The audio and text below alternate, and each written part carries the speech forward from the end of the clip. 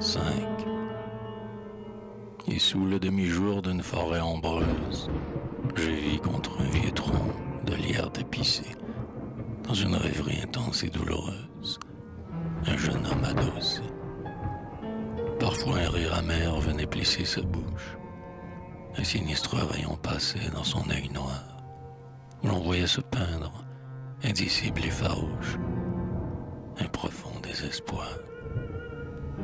Il eût voulu parler à toute la nature, du suprême tourment que son être endurait, le dire au chemin vert, le dire à l'onde pure, le dire à la faille. Mais les mots indistincts expiraient sur sa lèvre. Aucun chant ne montait de son cœur désolé. Il évoquait en vain dans sa pensée en fièvre son bonheur envolé. Et l'on eût dit, hélas, qu'une chaîne pesante jetait ses lourds anneaux sur ce cœur assombri. Il y a jamais d'une étreinte puissante l'essor de son esprit. Comme déjà le soir étendait sa grande ombre, l'étranger jusqu'alors immobile et hagard prit un livre caché sous son vêtement sombre. Il l'ouvrit au hasard.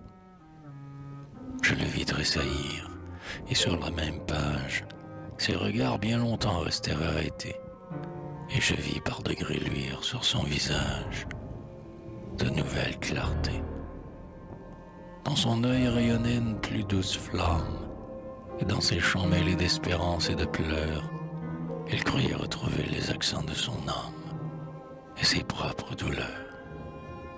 Bientôt avec ardeur, le front plein de lumière, dans un enthousiasme étrange il récita ces vers grands jamais que la nature entière en silence écouta. Ainsi toujours poussé vers de nouveaux rivages, dans la nuit éternelle emporter son retour, ne pourrons-nous jamais sur l'océan des âges jeter l'ancre un seul jour? Un soir, t'en souviens-t-il, nous voguions en silence. On entendait au loin, sur l'onde et sous les cieux, que le bruit des rameurs qui frappaient en cadence des flots harmonieux. Tant jaloux, se peut-il que ces moments d'ivresse, où la vie à long flot nous verse le bonheur, s'envolent loin de nous de la même vitesse que les jours de malheur?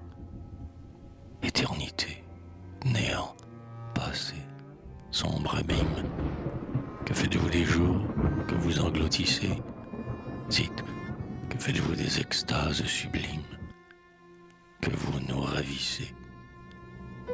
Ô lac, rocher muet, grotte, forêt obscure, vous que le temps épargne, qu'il peut rajeunir, gardez de ce beau jour, gardez, belle nature, au moins le souvenir.